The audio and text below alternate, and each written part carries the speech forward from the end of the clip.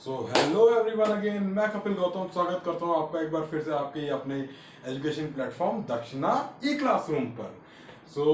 जैसा कि हम लास्ट टाइम आपका होमवर्क डिस्कस कर रहे थे जो आपका लेक्चर 13 से रिलेटेड था, ठीक है, उसी को हम धीरे धीरे पार्ट वाइज करके लेके आ रहे थे क्योंकि बहुत बड़ा होमवर्क है, आप लोगों को भी करने में उसको टाइम लग रहा होगा। तो आज मैं उसका जो थर्ड पार्ट लेके यहाँ पर सॉल्व करूंगा, जिसके अंदर की मैंने आपको जैसे कि लास्ट टाइम बोला था आपकी थर्ड एक्सरसाइज आपकी फोर्थ एक्सरसाइज का सॉल्व करूंगा यहाँ पर। तो लेवल 1 से हम यहाँ पर शुरू करेंगे और शायद से हम आज जो है 23 क्वेश्चन तक उसके पूरे सॉल्व करके ले जाएंगे जो अब तक के आपके लेक्चर्स के रिगार्डिंग पूरे हो जाने चाहिए थे, ठीक है। तो उसको मैं आज आपके यहाँ पर डील करने वाला हूँ, तो आप पहले उसको अच्छे से ट्राई कर लीजिएगा अपनी तरफ से, तभी यहाँ पर देखने बैठिएगा, ठीक है। और सर का भी लेक्चर अच्छे से देख लीजिएगा ताकि उसकी चीज़ों को मैं यहाँ पर इस्तेमाल इजीली कर पाऊँ आपके लिए। तो बिना किसी आपके टाइम को वेस्ट करते हुए मैं डायरेक्टली अब शुरू करना चाहूँगा। तो चलिए शुरू करते हैं।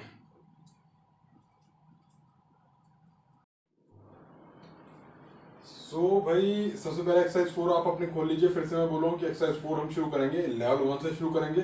फर्स्ट क्वेश्चन से हम शुरू करते हैं भाई, ठीक है। तो कौन सी एक्सरसाइज आज हमारी?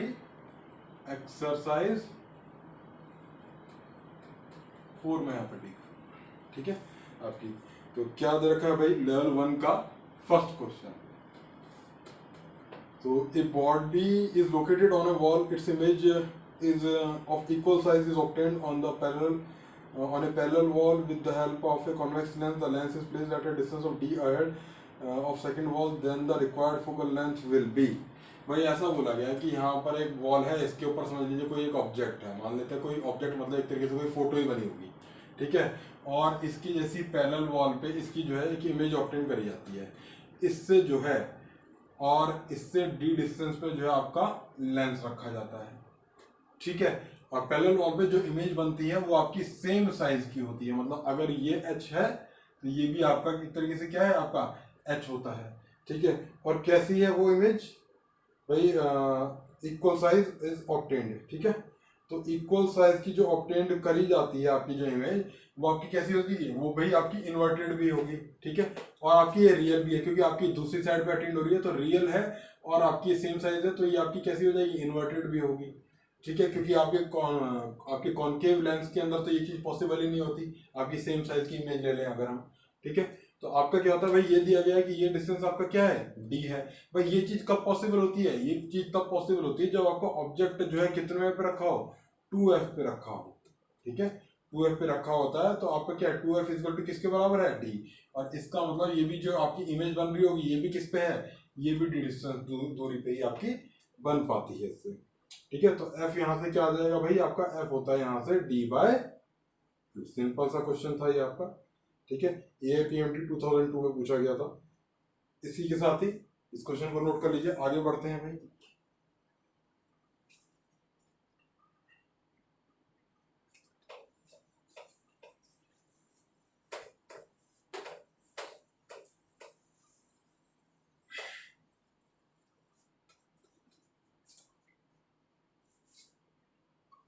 क्वेश्चन नंबर 2 पे आ जाते हैं भाई, ठीक है। क्वेश्चन नंबर 2 पे क्या बोला गया है? For given incident ray as shown in the figure the condition of total internal reflection of the ray will be satisfied if the refractive index of the block will be. देखो भैया, ये बना लिया ब्लॉक हमने, ठीक है, ये दिया हुआ है, ये आ गई रे, टप्पा खाएगी यहाँ पर और हो जाएगी रिफ्रैक्ट, ऐसे करके बोल रहा है कि इसका होना चाहिए टोटल इंटर रिफ्लेक्शन। तो मतलब मैं जस्ट बात करता हूँ अभी जरा कि मतलब जस्ट ये गेजिंग निकल जाए। गेजिंग निकलने से क्या होगा? थोड़ा सा उससे ज्यादा करते ही आपका रिफ्रैक्टिव इंडेक्स आपका क्या हो जाएगा? TIR होने लगेगा, ठीक है। तो if the refractive index of the block will B, ठीक है। तो जरा बात कर लेते हैं हम इसकी। तो ये आपका जैसे I है और ये आपका R है, ठीक है। तो ये आपका क्या हो जाएगा? ये आपका हो जाएगा 90 माइनस R, ठीक है। ये चीज आपकी हो जाएगी। और फिर से यहाँ पर भाई दो जगह हम यहाँ पर सिनेरियो लगाएंगे, साइन I भाई पहले सरफेस पे अपॉन में sine R is equal to क्या आएगा भाई? ये आएगा आपका म्यू आ जाएगा, ठीक है। तो यहाँ पर मेरे पास साइन I की वैल्यू तो दे ही रखी है, साइन I की वैल्यू I कितना भाई? I आपका 45 है, तो आपकी साइन R की वैल्यू कितनी हो जाएगी? साइन R आपका हो जाएगा 1 अपॉन में √2 म्यू हो जाएगा, ठीक है। ये आपका साइन R हो जाएगा। अच्छा, और फिर आपका एक तरीके से क्या हो जाएगा भाई, यहाँ पर भी स्नेल्स लॉ लगाऊंगा इस वाले सरफेस पे, तो ये एंगल तो आपका क्या हो चुका है, ये एंगल तो 90 हो चुका है। तो फिर से जरा यहाँ पर स्नेल्स लॉ लगाएंगे, साइन 90 माइनस आर अपॉन में साइन 90 इज इक्वल टू, इसकी वैल्यू क्या हो जाएगी भाई, इसकी वैल्यू हो जाएगी 1/v हो जाएगी। अच्छा साइन 90 माइनस आर ये क्या हो जाएगा भाई, ये आपका हो जाएगा cos r अपॉन में साइन 90 1 हो गया, ये हो गया आपका 1/म्यू आ गया। ठीक है, ये वाली चीज आने लगी। और इसने क्या पूछा है भाई आपके, जैसे कि देखो यहाँ पर साइन आर आ गया, और तो साइन आर से मुझे क्या करना पड़ेगा, cos r को डिराइव करना पड़ेगा। जरा देखते हैं कि साइन आर से cos r क्या होता है भाई, ट्रायंगल बना लेते हैं साइन आर के लिए जरा। तो साइन आर के लिए ट्रायंगल बनाएंगे भाई, ये कितना है, ये एक तरीके से कितना आ रहा है भाई आपका, ये आ रहा है √2 म्यू आ रहा है। ठीक है, ये आपका 1 है, तो ये आपका कितना हो जाएगा भाई, ये आपको हो जाएगा 2 म्यू स्क्वायर माइनस 1 होल का अंडर रूट हो जाएगा। ठीक है, अब cos r की, ये आपका एंगल क्या था, ये एंगल r था। अब cos r की बात करें तो cos r यहाँ से भैया कितना होने वाला है, यहाँ से भाई मैं इसको यहाँ पर सॉल्व करूंगा। ठीक है, cos r यहाँ से कितना होने वाला है, cos r हो जाएगा भाई दिस अपॉन में दिस, तो 2 म्यू स्क्वायर माइनस 1 इसका अंडर रूट। ठीक है, अपॉन में √2 म्यू आ गया। ठीक है, इज इक्वल टू क्या आएगा, ये तो आ गई cos r की वैल्यू, इज इक्वल टू क्या 1/म्यू है। दोनों साइड में स्क्वायर कर दो, 2 म्यू स्क्वायर माइनस 1 अपॉन में 2 mu square is equal to 1/ क्या आ जाएगा, म्यू स्क्वायर हो जाएगा यहाँ से। ठीक है, या फिर एक काम कर सकते थे ना डायरेक्टली, ये म्यू स्क्वायर से ये, वैसे तो यहीं पर मुझे काट देना था, चलो कोई बात नहीं, हमने क्या यहाँ पर कैंसिल आउट कर दिया इसको। तो ये चीज होगी भाई हमारी 2 mu square minus 1 is equal to क्या आ गया मेरे पास, 2 आ गया। 2 mu square is equal to कितना आ गया भाई, 3 आ गया। ठीक है, 1 इधर लेके चले गया ना मैं, 2 इधर लेके गया तो 2 प्लस, ठीक है सब चीजें सही जा रही है। म्यू स्क्वायर भाई क्या आ रहा है भाई मेरे पास, म्यू स्क्वायर आ रहा है 3/2 आ रहा है।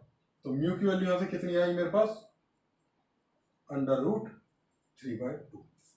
ठीक है, सिंपल सी चीज थी, मुझे लग रहा है मैं आपको समझाने में सक्सेसफुल हुआ। कैलकुलेशन से बस ये आपको करना है, उसके बाद भाई आपको ये ट्रायंगल बनाना थोड़ा सा, अगर किसी बच्चे का नहीं हुआ दोनों सरफेस पे स्नेल्स लॉ, उसके बाद ये ट्रायंगल बनाने के बाद आप इजीली इसको सॉल्व कर पाते हैं। मुझे लग रहा है कि आपको ये चीज यहाँ से समझ में आ गई होगी। इसी के साथ ही हम आगे बढ़ते हैं, चलिए बच्चों।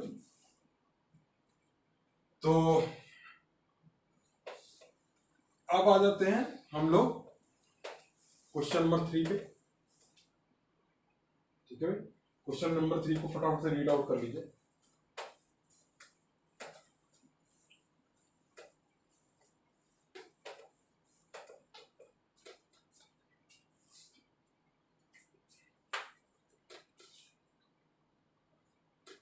सो क्वेश्चन नंबर 3 के अंदर आपका क्या रखा है भाई, सिंपल सी बात है, मैं इसके कंसेप्ट को आपको अच्छे से डील कर देता हूँ। देखो ये एक आपका लेंस है, अब अगर मैं इसको इस लाइन के अबाउट कट करता हूँ, तो मान लेते हैं कि भाई इस लेंस की टोटल फोकल लेंथ कितनी थी, 1/f थी। तो पावर जैसे कि अब हम दो कॉम्बिनेशन लें, अब इसको लेंस 1 लें और इसको लेंस 2 लें, ठीक है, तो दोनों कॉम्बिनेशन बनाने से आपका फाइनल लेंस यही आ जाएगा बड़ा वाला जो इनिशियली था। तो 1/f अगर मैं इसको ले लूँ भाई, इसकी क्या थी, ये क्या थी भाई, ये इसकी पावर थी। ठीक है, तो पावर इज इक्वल टू किसकी होगी भाई, इसकी लेंस की पावर प्लस इसकी लेंस की पावर, दोनों ही क्या है आपके सेम लेंस है भैया। ठीक है, तो सेम लेंस है, आपका क्या हो जाएगा भाई, इसकी पावर कितनी हो जाएगी, एक तरीके से इसकी पावर हो जाएगी 1/f और f1 प्लस क्या हो जाएगा 1/f2 आ जाएगा। तो एक तरीके से क्या हो जाएगी भाई 1/f इज इक्वल टू एक तरीके से 2/f1 हो जाएगा। ठीक है, तो f1 मेरे पास क्या आ जाएगा भाई, एक लेंस का f1 आ जाएगा मेरे पास कितना, 2 टाइम्स ऑफ f। ठीक है, और भाई काफी बच्चों को क्या हो सकता है कि यहाँ पर भाई, एक मिनट रुक जाइए जरा, पेन को टाइट कर लेते हैं अपने। हाँ, काफी बच्चों को लग रहा है कि सर ये तो एक तरीके से लेंस इससे उल्टा है। अब अगर मैं इसको ऐसे ही सॉल्व करना चाहूँ, चलिए मान लेते हैं आपकी बात को कि उल्टा है, कि मतलब इसकी f1 और f2 जो है अपोजिट साइन की हो सकती थी। तो चलिए ये कंफ्यूजन मैं आपका यहाँ से दूर कर देता हूँ। भाई क्या होता है म्यू माइनस 1/r1, भाई इसका r क्या हो जाएगा पॉजिटिव 1/r1। ठीक है, और दूसरा क्या हो जाएगा, ये आपका हो गया म्यू माइनस 1, और माइनस क्या हो जाएगा 1/r2। भाई ये तो क्या हो जाएगा, एक तरीके से प्लेन लेंस होता तो 1 में प्लेन लेंस का क्या होता है, इनफाइनाइट हो जाता है। ये आपका इस तरीके से हो जाता है ना भाई, ऐसा ही होता है चीजें।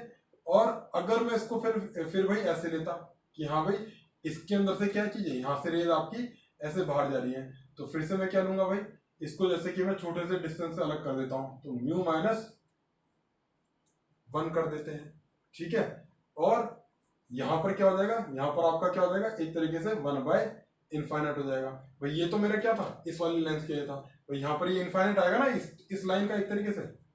और यहां पर क्या हो जाएगा, वही वाली लाइन पहले आ गई, तो 1/इनफाइनाइट लिख दिया, माइनस 1/ वही क्या हो जाएगा, यही R1। भाई इसका R1, इसका भी R1 है, इसका भी R1 है, पर इसका R1 क्या है कि मैग्नीट्यूड में सेम है, पर इसका R1 नेगेटिव है, तो माइनस क्या हो जाएगा, यहाँ से फिर से R1 आ जाएगा फिर से।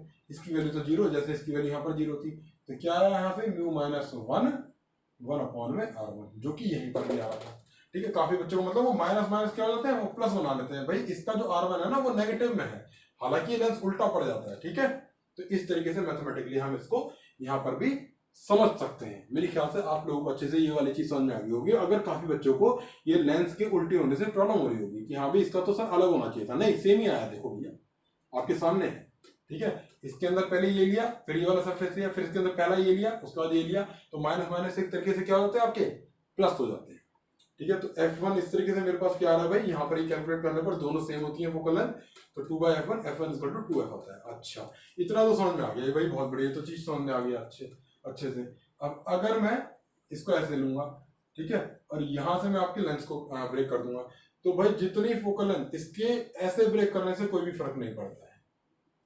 फॉर एग्जाम्पल भाई इसके ऐसे ब्रेक करने से सिर्फ आपको इंटेंसिटी का फर्क पड़ता है इमेज की। जैसे मैं इसको ऊपर से खत्म कर दूं और नीचे से खत्म कर दूं, और ये लेंस बस इतना बना के दे दूं, क्योंकि एक्चुअल में क्या है, जो आपके शीशे में जो आप चश्मे में यूज करते हो वो यही तो लेंस होता है, ऐसे थोड़ी इसकी नोक बनी होती है, इतना ही होता है, बस उतना बना के देता हूं, भैया ले जाओ डिजाइन बना के, ठीक है। तो इतने से ही बस उसका फर्क होता है, मेन होता है शेप का चक्कर, ठीक है। वो आपकी यहाँ पर भी कर्वेचर है, यहाँ पर भी कर्वेचर है, तो ऐसा कट करने से नीचे भी इसका कोई भी फर्क नहीं पड़ने वाला है। तो इसकी जो फोकल लेंथ है वो वैसे ही रहेगी, ठीक है। वो तो नीचे से लाइट रे जा रही थी, जैसे यहाँ से जाती उतना ही रिफ्लेक्शन इसका यहाँ पर भी होता, तो फोकस आना वहीं पर ही आने वाला था इसका, भैया फोकस वहीं पर ही आता, वही फोकस नीचे से भी वहां पर आता, पर इंटेंसिटी की क्या हो जाएगी कमी, अब इमेज में हो जाएगी। भाई इतना सा गिलास लूं, इतना लूं तो इसमें फर्क पड़ेगा ना इसके अंदर, इंटेंसिटी ऑफ द इमेज का, इसका भी एक क्वेश्चन आगे आएगा धीरे धीरे करके, ठीक है। तो मुझे लग रहा है कि इस वाली चीज को मैं समझा पाऊंगा भाई। इस वाले केस के अंदर आपका क्या है, अगर इसको आधा काट दिया तो कोई भी फर्क नहीं पड़ेगा फोकल लेंथ पे। एफ की अगर मैं उसको F2 नाम दूंगा तो वो F की F रहेगी, मेरे ख्याल से आप ऑप्शन चूज कर पाएंगे। आगे बढ़ते हैं, ठीक है, तो आपका एक थर्ड हो जाता है। आगे बढ़ते हैं।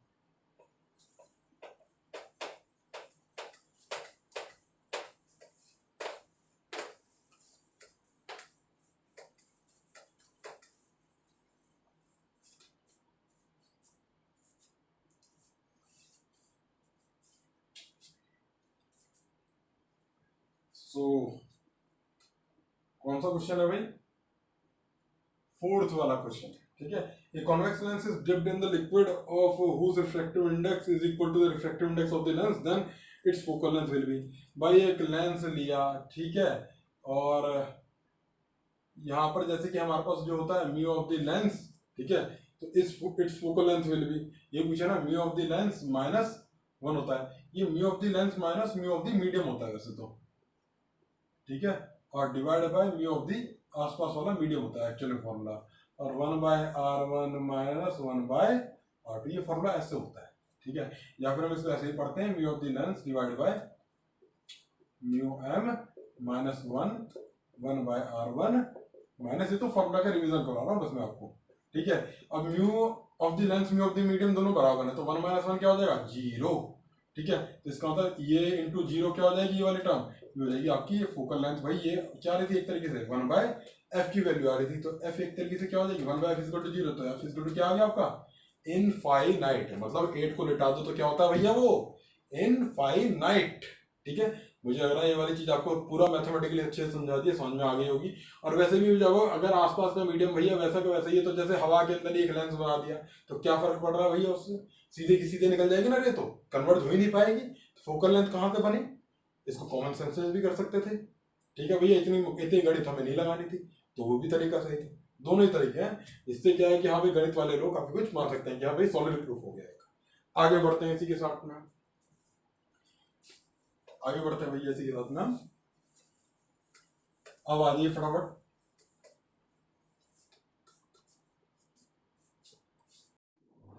भाई क्वेश्चन नंबर 5 के अंदर, क्वेश्चन नंबर 5 के अंदर आपका क्या दे रखा है?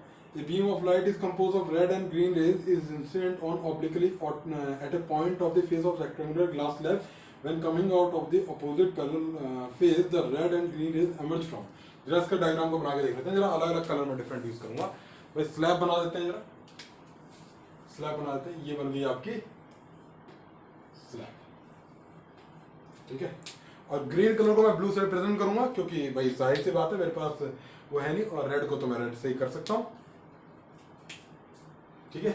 तो अलग अलग कलर ले लेते हैं जरा। भाई स्टार्टिंग में क्या है कि मैं एक जो नॉर्मल लाइट आपकी आ रही होती है उसे मैं ब्लैक से रिप्रेजेंट करूंगा, जो आपकी व्हाइट लाइट है उसे मैं ब्लैक से करूंगा। ये आपकी लाइट रे आई और ये आपका रहा ऐसे, ठीक है। अब ये आई आपकी अगर, तो इसके अंदर से आपकी कलर्स की स्प्लिटिंग होगी, मान लेते हैं, क्योंकि हम आपको पता है कि ग्रीन के लिए आपका क्या होता है, ज़्यादा होता है आपका रिफ्रैक्टिव इंडेक्स, तो ज़्यादा आपकी बैंड हो जाएगी इस तरीके से करके। और फिर से आपका क्या है उसी, क्योंकि आपकी क्या थी यहाँ पर, इसके अंदर ब्लू लाइट भी थी, तो ब्लू आपकी फिर से कैसे हो जाएगी, ऐसे हो जाएगी, इसी के पैरेलल हो जाएगी भैया ये,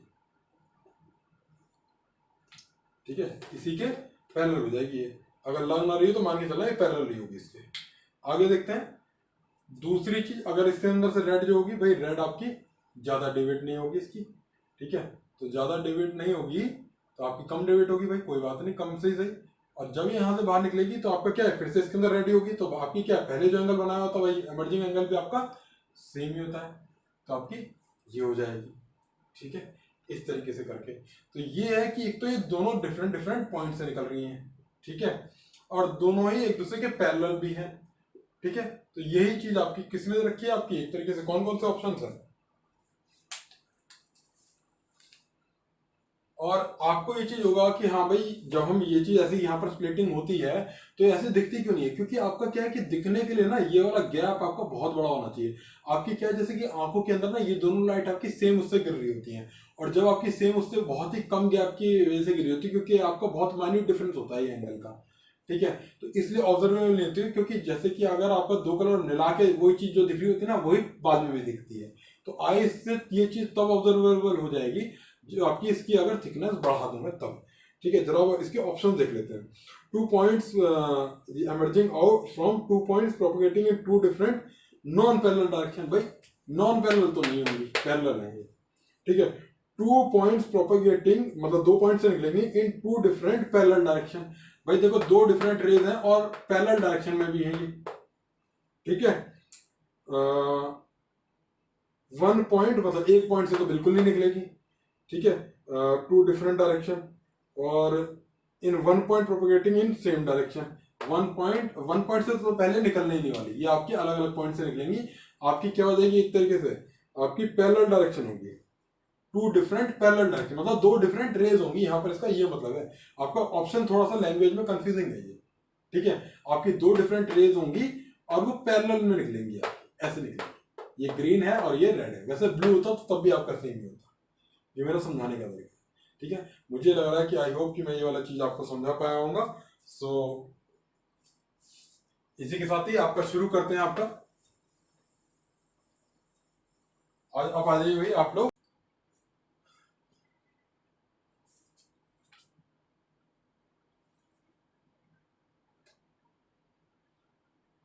अब आप लोग आ जाइए 6th, अभी टेलीस्कोप आपका हुआ नहीं है, ठीक है, तो हम सीधा आते हैं भैया 7th क्वेश्चन पे। 7th क्वेश्चन पे भाई, refractive index of the material of prism is √2 and its refractive angle is 30. One of the refracting sources of the mirror. अच्छा, भाई ये ऐसे करा गया है, देखो ये एक प्रिज्म है और इस ये एक सरफेस को आपने सिल्वर कर दिया है, ठीक है, इसके एक सरफेस को सिल्वर कर दिया है आपने, और पूछा गया है कि भाई आपका क्या निकालना है इसके अंदर,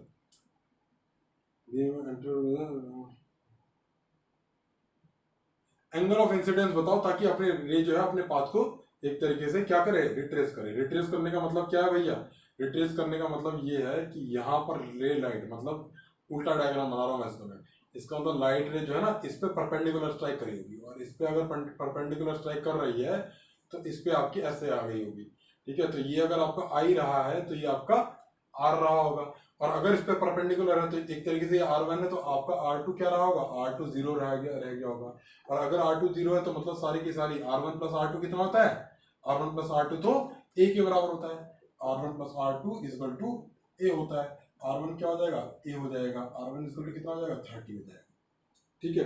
और एक तरीके से रिफ्रैक्टिव इंडेक्स भी रखा है, तो साइन I अपॉन में साइन R इजकल टू कितना हो जाएगा, साइन I अपॉन में साइन R1 इजकल टू कितना हो जाएगा भैया, ये आपको हो जाएगा √2, ठीक है। तो साइन I की वैल्यू कितनी हो जाएगी, यहाँ से साइन R1 की वैल्यू साइन 30 कितना होता है भाई, 1/2, तो साइन I इजकल टू कितना आएगा, 1/√2 आ जाएगा, मतलब I इजकल टू 45 डिग्री, ठीक है। इस क्वेश्चन में जनरली आपको क्या करना था भाई, डायग्राम आपको यहाँ से सोचना था, जैसे यहाँ से बना के लेके जाएंगे तो यहाँ से पहले उसको टकरा दीजिए, मतलब वो कैसे कैसे उसकी पाथ गया होगा, तो रिवर्सिबिलिटी ऑफ लाइट से भी आप इस चीज को ऐसे सॉल्व कर सकते हैं। भाई टकरा गई, टकराने के बाद उसी पाथ से वापस जाएगी, ऐसे R1 बनेगा, ऐसे I बनेगा इसके अंदर, ठीक है।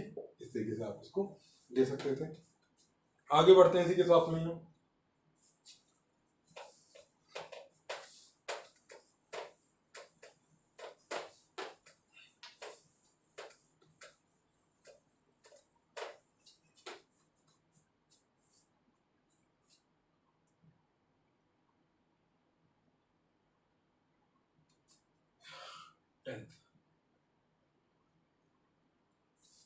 A convex lens and a concave lens each having same focal length, ठीक है, of 2500 are put in contact to form a combination of lenses, the power in diopter।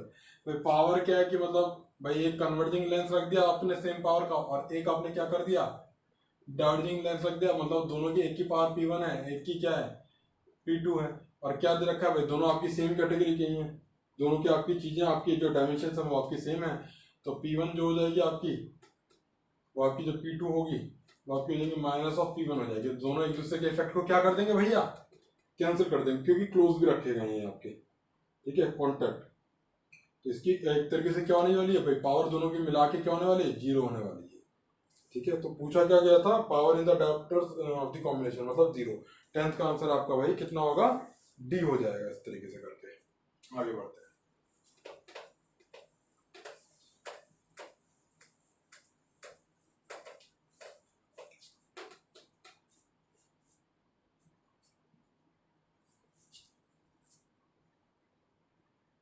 फटाफट से आ जाइए आप लोग 11th क्वेश्चन पे।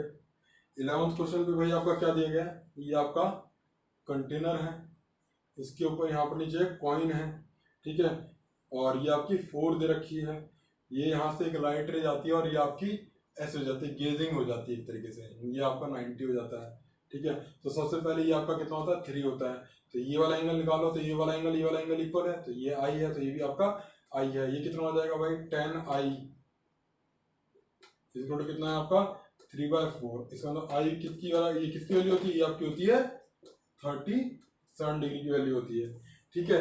तो एक तरीके से मुझे क्या करना है, यहाँ पर स्नेल्स लॉ लगा दो जरा, यहाँ पर साइन आई अपॉन में साइन 90 इक्वल टू क्या आ गया भाई आपका, साइन आई अपॉन में साइन 90, ये आपका हो जाएगा भाई, आपका हो जाएगा आपका हाँ 1 अपॉन में म्यू के बराबर। म्यू क्या होता, इसका म्यू जो पूछा है रिफ्रैक्टिव इंडेक्स, तो साइन आई क्या हो जाएगा भैया मेरा, साइन आई की वैल्यू हो जाएगी आपकी 3/5 हो जाएगी, ठीक है। और साइन 90 की वैल्यू भाई यहाँ पर क्या हो जाएगी,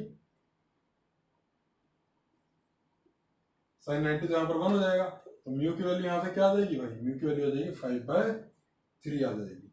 ठीक है, पूछा क्या था भाई, पूछा ये था कि इस मीडियम के अंदर लाइट की स्पीड क्या होगी। भाई लाइट की स्पीड पता है ना, c बाय कितनी हो जाती है, म्यू हो जाती है। तो 3 × 10⁸ डिवाइड बाय 5, ऊपर आ जाएगा 3।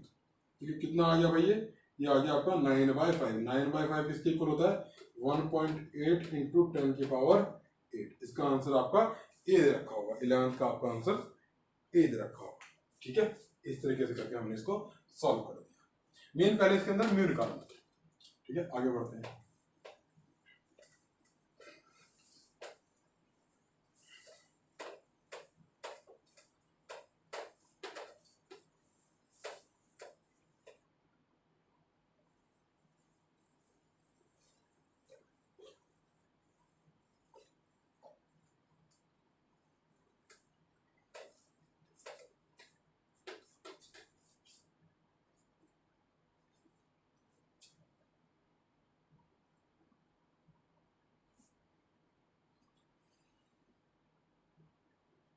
भाई आप कौन से क्वेश्चन पे आएंगे, हम लोग आएंगे,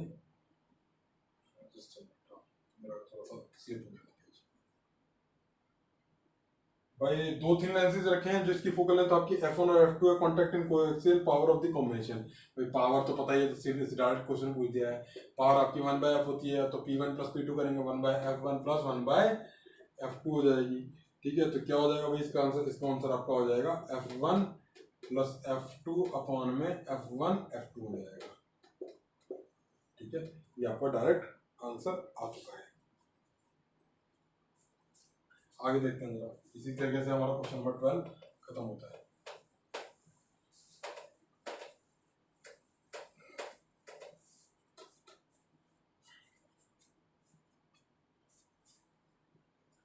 थर्टीन पे आते हैं। भाई बॉय जो trying to start a fire by focusing on the light. ठीक है, और what is the diameter of the sun's image on the paper. ठीक है, क्वेश्चन पढ़ लीजिएगा आप लोग। तो इसके अंदर भाई क्या बोला गया है कि भाई जैसे एक पेपर पे वो कोशिश कर रहा है। ठीक है, तो सन का एक तरीके से जो इमेज बनने वाला है बहुत दूर एक तरीके से ट्रीट होता है, कितने पे बनने वाला है, फोकस पे बनने वाला है। ठीक है, सन का डिस्टेंस कितना होता है अर्थ से, जो दे रखा है इसने। भाई आपको मैग्निफिकेशन पता है ना, मैग्निफिकेशन इसके अंदर होता है v/u। तो आपका जो आता है आपका जैसे कि एक तरीके से उसका जो डायमीटर होगा, तो डायमीटर जैसे कि ऑफ दी सन, और एक तरीके से क्या करेंगे, diameter of the image upon में डायमीटर ऑफ दी सन, ये इसके बराबर हो जाएगा। भाई v आपका क्या है भाई, v जो है आपका फोकस के बराबर है। फोकस कहाँ पर होगा, एक point length of focal length 10 क्या है सेंटीमीटर में, एक तरीके से वो चीज मीटर में दे रखी होगी, तो 0.1 कर लेते हैं इसको, या फिर 10⁻⁻1 लिखते हैं। u की वैल्यू एक तरीके से हमारे पास क्या है, u की वैल्यू दे रखी है भाई, distance from the earth is 1.5 × 10⁻, क्या दे दिया है, 11। ठीक है, डायमीटर ऑफ द इमेज निकालना है। डायमीटर ऑफ द सन क्या है, दे रखा है 1.39 × 10⁻, कितना, 9 आ गया। इसको इधर लेके जाएंगे तो क्या आ जाएगा भाई, इसको इधर लेके जाने पर ये आपका आ जाएगा 1.39 अपॉन 1.5। ठीक है, 5 जीरो लगा देते हैं इधर, क्योंकि पॉइंट के आगे तो जीरो बढ़ा सकते हैं ना। और इसको मैं डायरेक्ट लिख रहा हूँ, जरा कितना आ जाएगा, ये आपको आ जाएगा 10⁻³ इस तरह की आएगा। ये भाई मीटर में है, ध्यान रखना। ठीक है, तो यहाँ पर क्या मीटर में ये आंसर भी है वैसे तो। कितना आ जाएगा भाई, 1.39 डिवाइड बाय 1.4। तो अगर मैं इसके अंदर देखो 10⁻⁻4 में आंसर है, तो यहाँ पर क्या कर दूं, this is equal to 13.9 upon में 1.5 इंटू क्या कर सकते हैं, 10⁻⁻4 कर सकते हैं। ये आपका क्या हो जाएगा, ये आपको पॉइंट से पॉइंट को खा गया। ठीक है, 15 कितना है भाई, 15 6 जा 120 होते हैं, और 7 जा 135 होता है। भाई पहाड़े तो हमारी कमजोर है, 7 जा 135 होता है। भाई कुछ गड़बड़ कर रहा हूँ मैं यहाँ पर, ठीक है। 15 6 जा 90 होता है, 15 हाँ 15 8 जा 120 होता है, 15 9 जा होता है, हाँ 9 पॉइंट समथिंग आएगा ना। तो 9 पॉइंट समथिंग में भाई हमारा कौन सा है, 13 का ए ऑप्शन हो जाएगा। ठीक है, आगे बढ़ सकते हैं। वैसे तो इतने पे कट कर, थोड़ा सा पहाड़ा कमजोर है, आप लोग इतना अपने आप कर लीजिएगा।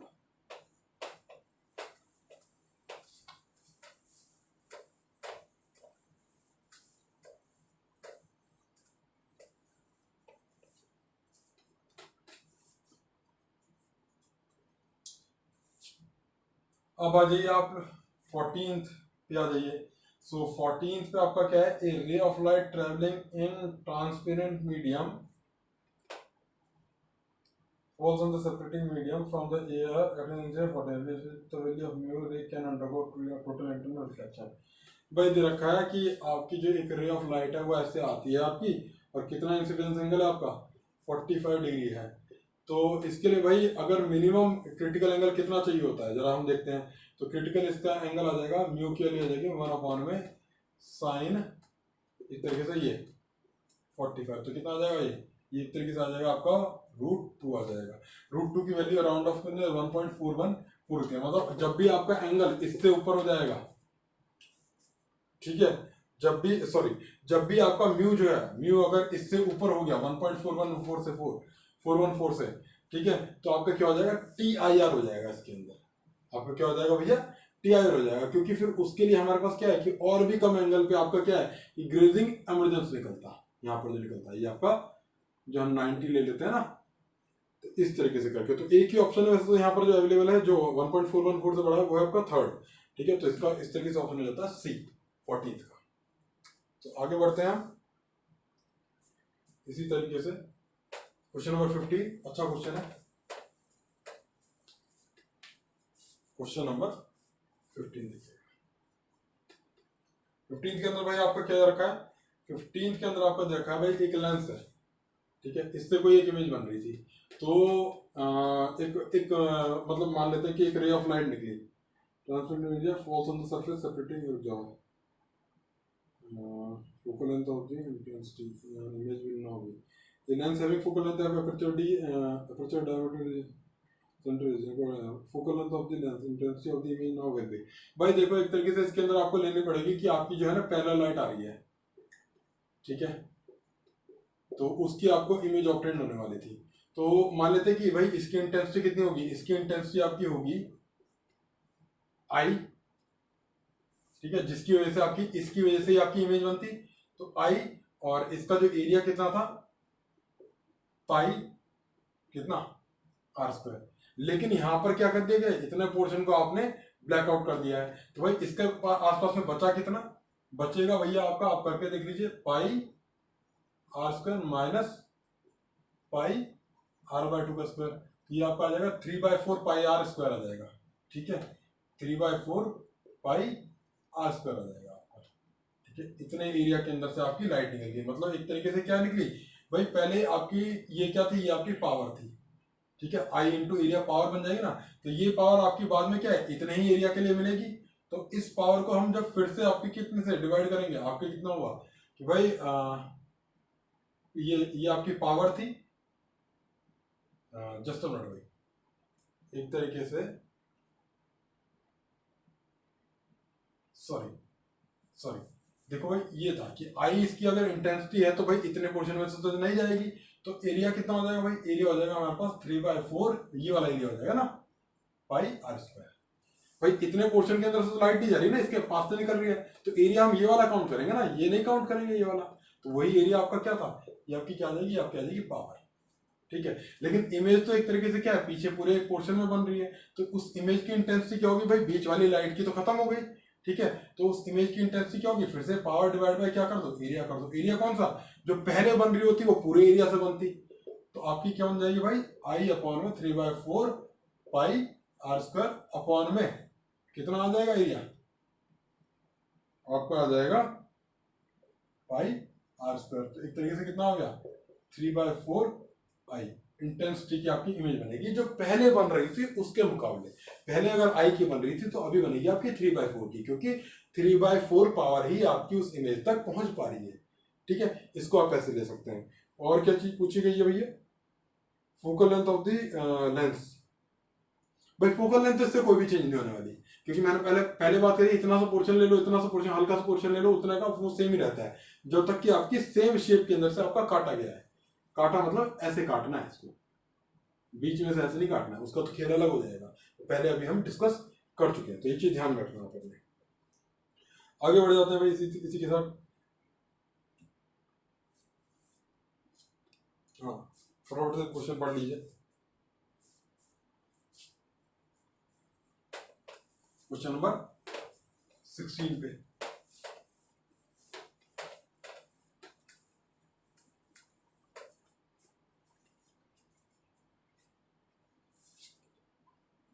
सिक्सटीन के अंदर आपका क्या रहेगा भाई, एक मीडियम M2 के अंदर आपकी लाइट चलती है 1.5 से, दूसरे मीडियम M3 M1 में चलती है 1.5 से, M2 में चलती है 2 से। A ray of light enter from M1 to M2, ठीक है। वही है कि मतलब कितने रेयर से सॉरी डेंसर से रेयर में जा रही है। इफ द रे suffers TIR the value of I is, भाई बताना है इसके अंदर। भाई यहाँ पर क्या एक तरीके से हमारे पास क्या 2 दे दिया तो हम म्यू निकाल सकते हैं। तो एक तरीके से जैसे कि 3/μ इक्वल टू क्या था भाई, वो 10 की पावर -2 में -8 में हटा रहा हूँ अभी के लिए, क्योंकि मुझे पता है दोनों साइड से कैंसिल होने वाली है। तो यहाँ से म्यू की वैल्यू कितनी आती है, म्यू हो जाता है भाई आपका यहाँ से, इसके लिए म्यू हो जाएगा, ये आपका क्या है, ये आपका एक तरीके से क्या है आपका, ये आपका शायद से M2 है, इसके लिए म्यू हो जाता है आपका 3/2, ठीक है। और इसके लिए इसी तरीके से आप म्यू कैलकुलेट कर लीजिएगा, तो यहाँ के लिए म्यू आता है 2, क्योंकि क्या है भाई इसकी स्पीड क्या थी, इसकी स्पीड है 1.5, तो वही चीज फिर से कर लोगे भाई, 3 डिवाइड बाय 1.5 इक्वल टू क्या आएगा आपका, म्यू आ जाएगा। तो क्या आ जाएगा आपका 2 आने वाला है। अब आपकी क्या है एक तरीके से इसके अंदर क्या पूछा है, rays of total internal reflection. भाई इसका क्रिटिकल एंगल जरा फटाफट से निकाल लेते हैं। इसके रिलेटिव में एक तरीके से क्या है कि भाई इसके रिलेटिव में इसका म्यू देख लेते हैं, इसके रिलेटिव में इसका म्यू, अगर मैं इसको μ2 लूं और इसको μ1 लूं, तो इसके रिलेटिव में इसका म्यू देखते हैं, ठीक है। μ1 विद रिस्पेक्ट टू 2 की बात कर रहा हूं, तो कितना आ जाएगा 2 डिवाइड बाय, एक तरीके से हम क्या लेते हैं, यहाँ पर कोई मीडियम होता है, यहाँ पर एयर होती है जो हमें सॉल्व करने की आदत है, तो यहाँ पर 1 होता है, तो इसको 1 बनाने के लिए मैंने क्या करा, इसको 3/2 से डिवाइड कर दिया, और इसको मैंने 3/2 से कितना आ गया 4/3 आ गया, ठीक है। ये कितना आ गया एक तरीके से 4/3 आ गया। तो अगर मेरा एंगल साइन इनवर्स, ठीक है, 1/μ, ये रिलेटिव वाला जो μr की बात हो रही है यहाँ पर, 1/μr, ये आपके इसके इक्वल या फिर क्या है इससे बड़ा होता है, तब मेरा क्या हो जाएगा, ये आपका टोटल इंटरनल रिफ्लेक्शन हो जाएगा। If sine is greater than theta should be greater than this, तो थीटा मेरे पास क्या आ जाएगा एक तरीके से साइन इनवर्स कितना आ जाएगा 3/4 आ जाएगा, ठीक है, इक्वल टू और ग्रेटर देन 3/4 आ जाएगा। इतने सी चीज मुझे लग रहा है आपको काफी कुछ ये चीज समझ में तो आ गई। इसी के साथ ही हम आगे बढ़ते हैं। 16 क्वेश्चन यहाँ पर डाउन होता है भाई हमारा।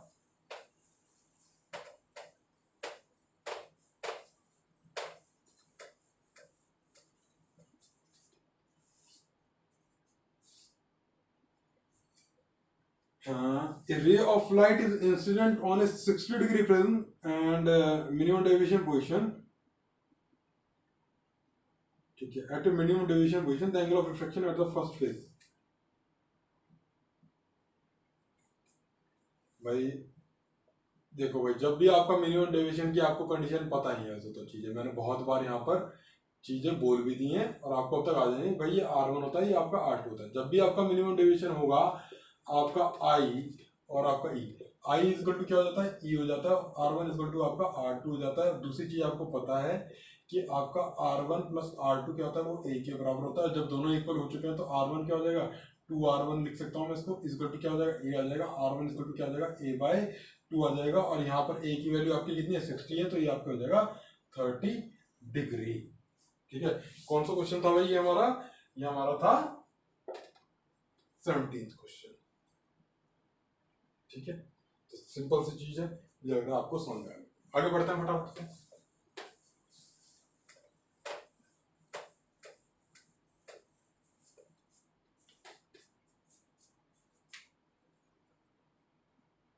18th क्वेश्चन का हो जाएगा। थ्योरेटिकल क्वेश्चन है, which of these is not due to total internal reflection, working of optical fibre. भाई टोटल इंटरनल रिफ्लेक्शन की वजह से होता है optical fibre. Difference between apparent and real depth of the point, भाई ये टोटल इंटरनल रिफ्लेक्शन की वजह से नहीं होता है। मिराज जो होता है टोटल इंटरनल रिफ्लेक्शन की वजह से होता है। ब्रिलियंस ऑफ द डायमंड ये TIR की वजह से होता है। बस सेकंड ऑप्शन ऐसा है जो आपका रिफ्लेक्शन से होता है, रिफ्लेक्शन से नहीं होता है। ठीक है, तो क्या हो जाएगा, 8th का ऑप्शन बी हो जाएगा भैया। सिंपल सी चीज थी।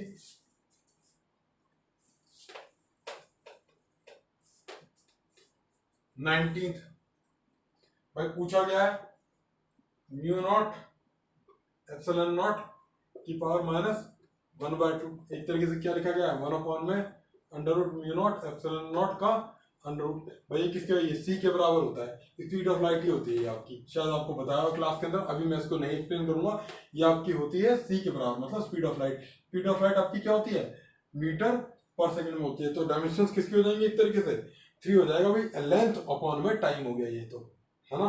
तो आपका क्या हो जाएगा भाई, इसका आंसर 3 हो जाएगा। आगे बढ़ते हैं, ये चीज पता होनी चाहिए इसके लिए, ठीक है। नहीं तो अभी तो इसको नहीं कर सकते हैं, एक और तरीका भी होता है इसको करने का, बट अभी आपके लिए कोई काम कर नहीं, लंबा भी एक्चुअल में वो। आगे बढ़ते हैं भैया, 20th क्वेश्चन पे आते हैं। A pi-convex lens has a radius curvature of magnitude 20. Which one of the following options describe the best image formed of an object at of height 2 cm placed 30 cm from the lens? भाई एक तरीके से मुझे क्या है भाई, इसका क्या है, हमें म्यू पहले तो वो निकालना चाहिए भाई 1/f की वैल्यू क्या है। 1/f इसकी एक तरीके से क्या होती है, mu of the lens -1 upon 1/r1 minus 1/r2, और r1 और r2 यहाँ पर इक्वल ही है, तो इसके लिए जो डायरेक्ट बाई कॉन्वेक्स लेंस के लिए होता है 2/r1 हो जाता है। तो म्यू ऑफ द लेंस एक तरीके से कितना होता है 1.5 - 1, इसका कितना हो जाता है 1/2 होता है। भाई पुरानी नॉलेज इसके अंदर यूज हो रही है, इंटू 1/r1 हो जाता है। तो ये क्या हो जाएगा भाई 1/20 हो जाएगी। एक तरीके से फोकल लेंथ आपकी कितनी है भाई, इसकी फोकल लेंथ आ गई आपकी 20 आ जाएगी। और 20 फोकल लेंथ पर भाई फॉर्मूला लगा दो फटाफट से, lens formula 1/v - 1/u = 1/f हो गया।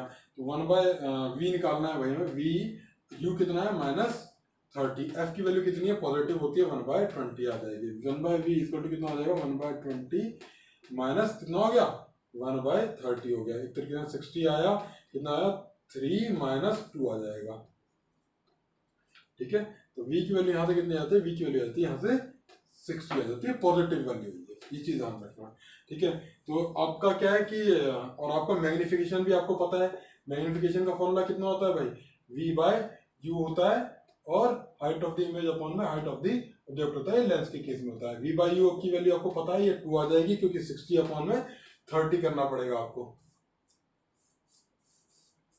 ठीक है। तो वैसे तो -2 आएगी, ठीक है। और आपकी हाइट ऑफ द इमेज कितनी आ जाएगी, एक तरीके से हाइट ऑफ द इमेज एक तरीके से आ जाएगी भाई -4 सेंटीमीटर, मतलब आपकी इमेज कैसी है, इन्वर्टेड है यहाँ से, ठीक है। क्योंकि height of the object they रखा है 2, इमेज इन्वर्टेड है, रियल है, और उसकी हाइट है 4 सेंटीमीटर। 20th का इसलिए क्या हो जाएगा आपका, सी ऑप्शन हो जाएगा आपका, ठीक है। आगे बढ़ते हैं फटाफट से। तो इसके अंदर थोड़ा सा प्रीवियस डाटा आपका यूज करना था कि हाँ भाई आपको म्यू ऑफ द लेंस पता होना चाहिए, फ्री ऑफ क्योंकि ग्लास का बनता है, वो ऐसे ऐसे करके इसमें चीजें होती है।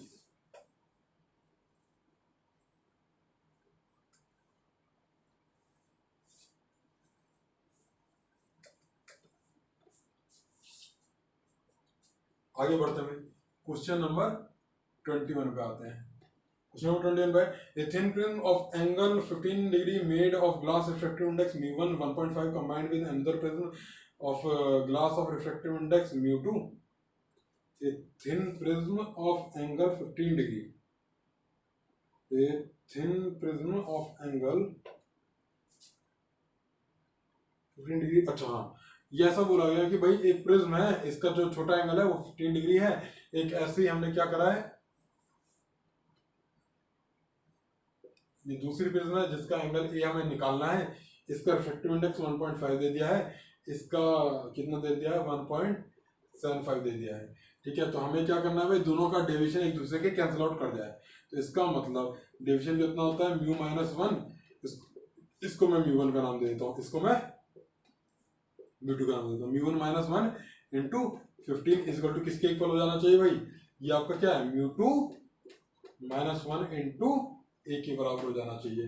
तो म्यू1 कितना है 1.5 माइनस 1, भाई अब तो सिर्फ कैलकुलेशन ही बाकी रहेगी। म्यू2 माइनस 1 कितना हो गया 0.75। भाई ये तो अपने आप ही कर लिया करो, बैठे रहते हो वहां पर, प्रवचन सुन रहे हो, वही है भाई, आपसे ही बात कर रहा हूँ।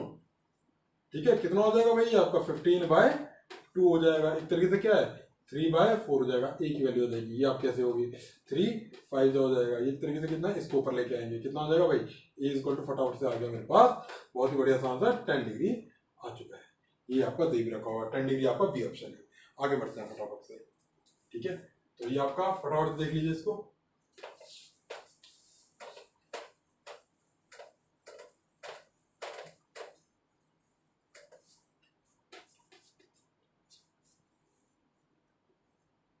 (22) क्वेश्चन देखिए, converging beam of ray incident on the diverging lens having passed through the lens rays intersect at point 15 cm from the lens opposite side। भाई ऐसा कुछ दे रखा है, देखो ये बना दिया मैंने आपका डाइवर्जिंग, ठीक है, ये बना दिया मैंने डाइवर्जिंग। भाई यहाँ पर हो क्या रहा था, यहाँ पर हो कुछ ऐसे रहा था कि आपकी ऐसे रे आ रही थी, ठीक है, ऐसे रे आ रही थी, और ये आपकी क्या होती, ये आपकी इस तरीके से करके ऐसे इकट्ठी हो जाती है ना, एक पॉइंट मिलता जो यहाँ पर इकट्ठी होती। पर ये क्या है, ये डाइवर्जिंग है, तो डाइवर्जिंग है तो रे को ऐसे मोड़ेगा, तो ऐसे जब ये आएंगी तो ये ऐसे हो जाएंगे और आपकी क्या इमेज खिसकेगी पीछे, ठीक है।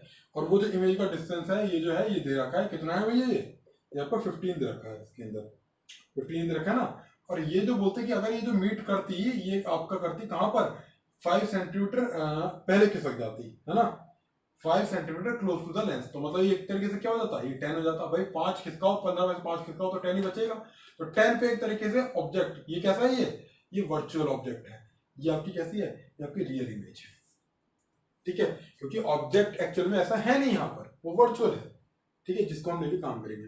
अब तो क्या है 1/v माइनस 1/, वो अपनी कहानी दोहरा दो, इक्वल टू क्या हो जाता है आपका 1/f हो जाता है। भाई v क्या है हमारे पास, v है हमारे पास 15 पॉजिटिव है, देख सकते हैं, ठीक है। u क्या है मेरे पास, u कितना है, u 10 है, ठीक है। तो ये कितना आ जाएगा भाई, ये आ जाएगा आपका एक तरीके से 1/f।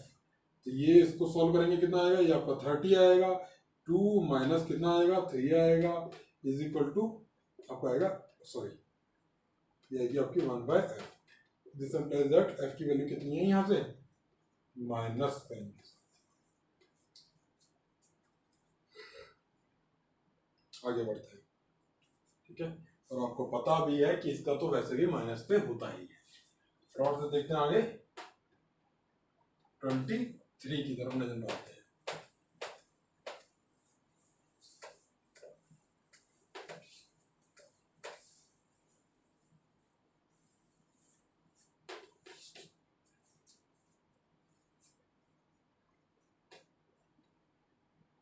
When a biconvex lens of glass